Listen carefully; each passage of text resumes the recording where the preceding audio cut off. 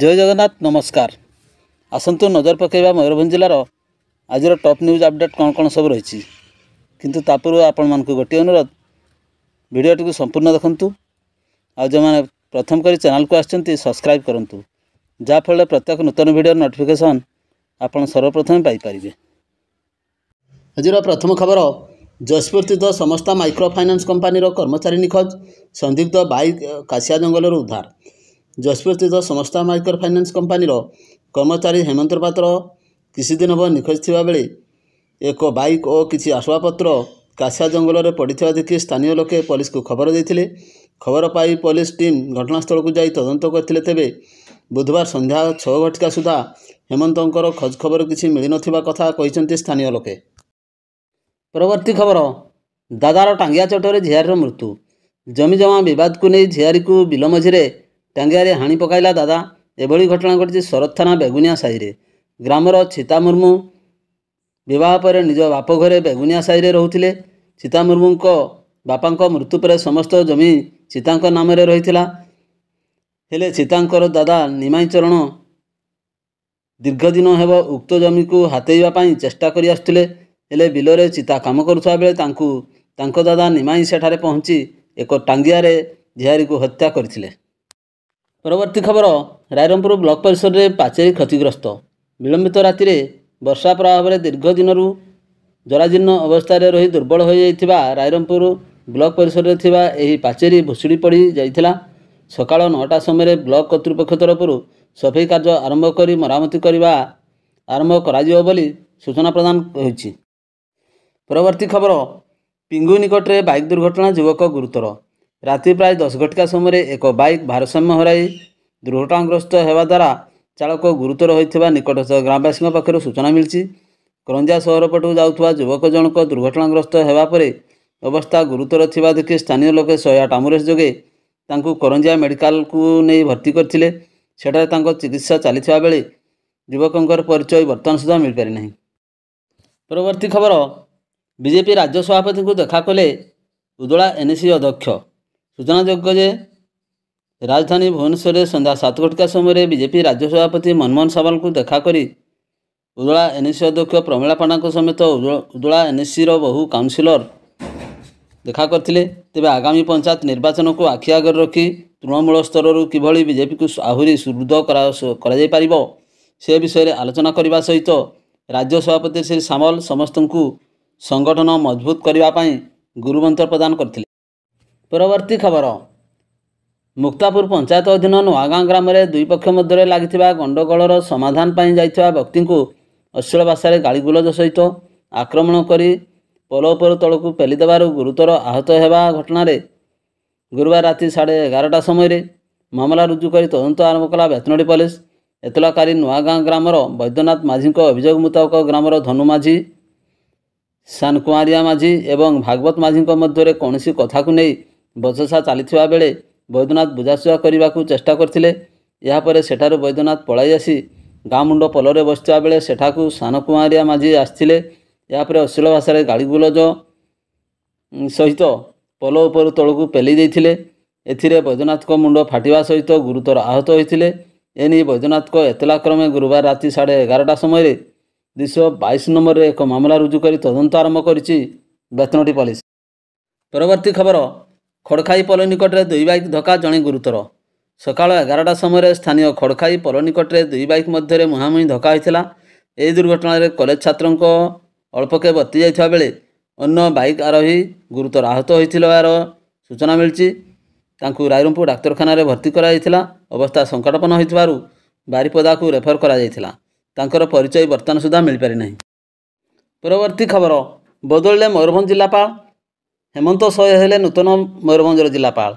ओडिशा राज्यर 25 जन आईएएस अधिकारी मध्य बड़ धरणर अदल बदल होइछि। तेबे सेथि मध्यरु मयूरभंज जिलापाल मध्य बदल होइछि। तेबे आईएएस दत्तात्रेय भावसाय सिंधे बदली कटक जिलापाल भावे होइथिबा बेले आईएएस हेमंत सोय हेले मयूरभंजर नूतन जिलापाल। तेबे ए संक्रांत बुधवार राति 11:45 समय राज्य सरकार निर्देश देथिबार सूचना मिली। परवर्ती खबर भूमिहीन मानक जमीपटा बंटन कले मंत्री कृष्णचंद्र महापात्र। मयूरभंज जिला मरड़ा तहसिल कार्यालय ठारे 8/8/2024 गुरुवार दिन 2टा ସମୟରେ ପଟ୍ଟାବଣ୍ଟନ କାର୍ଯ୍ୟକ୍ରମ ହୋଇଯାଇଥିଲା। ଏହି ପଟ୍ଟାବଣ୍ଟନ ସମୟରେ ମରଡ଼ା ବିଧାୟକ ତଥା ନଗର ଉନ୍ନୟନ ମନ୍ତ୍ରୀ କୃଷ୍ଣଚନ୍ଦ୍ର ମହାପାତ୍ର ମୁଖ୍ୟ ଅତିଥି ଭାବେ ଯୋଗ ଦେଇ ହିତାଧିକାରୀମାନଙ୍କୁ ଜମିପଟ୍ଟା ପ୍ରଦାନ କରିଥିଲେ। ତେବେ ଏହି କାର୍ଯ୍ୟକ୍ରମରେ ମନ୍ତ୍ରୀ ଶ୍ରୀ ମହାପାତ୍ରଙ୍କ ସହିତ ମରଡ଼ା ତହସିଲଦାର ଉତ୍ତମ କୁମାର ଜେନା, ବିଡ଼ିଓ ଅଣାକର ନାୟକ, ଅବସରପ୍ରାପ୍ତ ଏଡ଼ିଏମ୍ ସୁରଥ ମଲ୍ଲିକ, ପିଏ ITDA ପ୍ରଣୟ ରଞ୍ଜନ ବେହେରା, ବ୍ଲକ ଅଧ୍ୟକ୍ଷ ପିତନାଥ ସୋରେନ, ଉପାଧ୍ୟକ୍ଷ ଜେମାମଣି ମହାନ୍ତ ପ୍ରମୁଖ ମଞ୍ଚରେ ଉପସ୍ଥିତ ଥିଲେ। ଏହି କାର୍ଯ୍ୟକ୍ରମରେ ଚିତ୍ରଡ଼ା, ମରଡ଼ା, ଧଳାସାହି, ଜୁଆଳିଭଙ୍ଗା, ହଳଦୀପାଳ, ଗଣିଗାଁ ପଞ୍ଚାୟତର 22ଟି ଗ୍ରାମର 78 ଜଣ ହିତାଧିକାରୀମାନଙ୍କୁ ଜମିପଟ୍ଟା ପ୍ରଦାନ କରାଯାଇଥିଲା। ହିତାଧିକାରୀମାନେ ହେଲେ ଆଦାନୀ ମୁର୍ମୁ, ସାଲଖାନ ମାରାଣ୍ଡି, ସମ୍ବାରୀ ମାରାଣ୍ଡି ଓ ମୈନା ହାଁସଦା ଏବଂ ଅନ୍ୟ ହିତାଧିକାରୀମାନଙ୍କୁ ଜମିପଟ୍ଟା ପ୍ରଦାନ କରାଯାଇଥିଲା। ସମୁଦାୟ 1201 ଜଣଙ୍କୁ ଜମିପଟ୍ଟା ପ୍ରଦାନ କରାଯାଇଥିବାର ସୂଚନା ମିଳିଛି। ପରବର୍ତ୍ତୀ ଖବର, ରାଇରଙ୍ଗପୁର ସହର କୁଚେଇବୁଡ଼ିରୁ ଯୁବକ ନିଖୋଜ ହୋଇଥିବା ନେଇ ଟାଉନ ଥାନାରେ ଏତଲା। ବିଗତ କିଛିଦିନ ପୂର୍ବରୁ ସ୍ଥାନୀୟ କୁଚେଇବୁଡ଼ିର ଯୁବକ କୁନ୍ଦନ ବଞ୍ଜର ଘର ଛାଡ଼ି କୁଆଡ଼େ ଚାଲିଯାଇଥିଲେ। ଅନେକ ଖୋଜାଖୋଜି ପରେ ପତ୍ତା ନ ମିଳିବାରୁ ଅପରାହ୍ନ 3ଟା ସମୟରେ ପରିବାର ଲୋକମାନେ ରାଇରଙ୍ଗପୁର ଟାଉନ ଥାନାରେ ଏକ ଲିଖିତ ଅଭିଯୋଗ କରିଛନ୍ତି। ସମ୍ପୃକ୍ତ ଯୁବକଙ୍କର ମାନସିକ ଅବସ୍ଥା ଠିକ୍ ନଥିବା ଜଣାପଡ଼ିଛି। ଟାଉନ ପୋଲିସ ଘଟଣାର ଅଧିକ ତଦନ୍ତ ଜାରି ରଖିଛି। ପରବର୍ତ୍ତୀ ଖବର, କେନ୍ଦୁଆଠାରେ ଟ୍ରାକ୍ଟରରୁ ଖସିପଡ଼ି ବୃଦ୍ଧାଙ୍କ ମୃତ୍ୟୁ ଘଟଣାରେ ଫେରାର ଚାଳକକୁ ଗିରଫ ପରେ କଟଚାରଣ କଲା ବୈଶିଙ୍ଗା ପୋଲିସ। ଗିରଫ ଟ୍ରାକ୍ଟର ଚାଳକ ଜଣକ ହେଉଛନ୍ତି ବାରିପଦା ସଦର ଭଞ୍ଜପୁର ଥାନା ଅଧୀନ ରଘୁପୁର ଗ୍ରାମର ସ୍ୱର୍ଗତ ବିନୋଦ ସିଂର ପୁଅ ବୁଲଠୁ ସିଂ। ଏତଲା କାରଣୀ ଭଞ୍ଜପୁର ଥାନା ଅଧୀନ ବିଦ୍ୟାଧରପୁର ଗ୍ରାମର ସମ୍ବାରୀ ହେମ୍ବ୍ରମଙ୍କ ଅଭିଯୋଗ ମୁତାବକ ଗତ ଜୁନ ମାସ 29 ତାରିଖରେ କ୍ଷେତକୁ ଗୋବର ପକାଇବାକୁ ସମ୍ବାରୀଙ୍କ ଦାଦା ରବୀନ୍ଦ୍ର ଟୁଡୁ ଓ ମା କାପୁରା ଟୁଡୁ OD 11Y555 ନମ୍ବର ବିଶିଷ୍ଟ ଟ୍ରାକ୍ଟରରେ ବସି ଯାଉଥିବା ବେଳେ ଚଳନ୍ତା ଟ୍ରାକ୍ଟରରୁ କେନ୍ଦୁଆଠାରେ ଖସିପଡ଼ି କାପୁରାଙ୍କର ମୃତ୍ୟୁ ହୋଇଥିଲା। ଦୁର୍ଘଟଣା ପରେ ଟ୍ରାକ୍ଟର ଚାଳକ ଫେରାର ହୋଇଯାଇଥିଲେ। ଅଭିଯୁକ୍ତ ଚାଳକକୁ ବୈଶିଙ୍ଗା ବସଷ୍ଟାଣ୍ଡରୁ ବୁଧବାର ଗିରଫ କରି ସ୍ୱାସ୍ଥ୍ୟ ପରୀକ୍ଷା ପରେ ଅପରାହ୍ନରେ ବେତନଟି JMFC କୋର୍ଟରେ ହାଜର କରାଯାଇଛି। ପରବର୍ତ୍ତୀ ଖବର, କଳାବାଡ଼ିଆଠାରେ ବାଇକ୍ରୁ ଖସିପଡ଼ି ଜଣେ ଗୁରୁତର ହୋଇ ବାରିପଦାସ୍ଥ ଜିଲ୍ଲା ମୁଖ୍ୟ ଚିକିତ୍ସାଳୟରେ ଭର୍ତ୍ତି।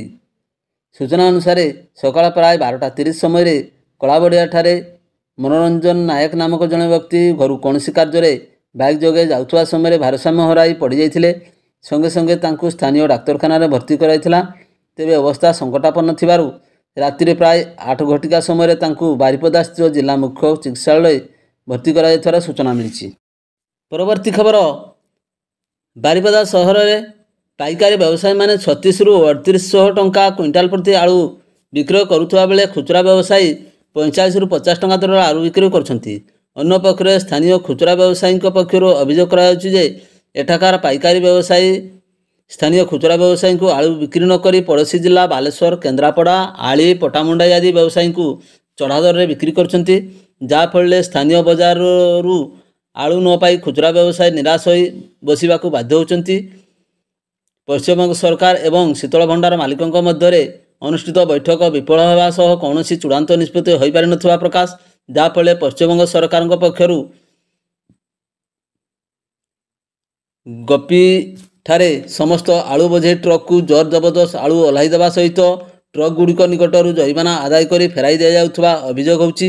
ଯାହାଫଳରେ ଆଗାମୀ ଦିନରେ ପଶ୍ଚିମବଙ୍ଗ ପଟୁ ପଡ଼ୋଶୀ ଜିଲ୍ଲାଗୁଡ଼ିକୁ ଆଳୁ ବୋଝେଇ ଟ୍ରକ୍ ଆସିବା ନେଇ ଏକ ପ୍ରକାର ଅନିଶ୍ଚିତତା ସୃଷ୍ଟି ହୋଇଛି। ଭିଡ଼ିଓଟିକୁ ଶେଷ ପର୍ଯ୍ୟନ୍ତ ଦେଖିଥିବାରୁ ଅନେକ ଅନେକ ଧନ୍ୟବାଦ।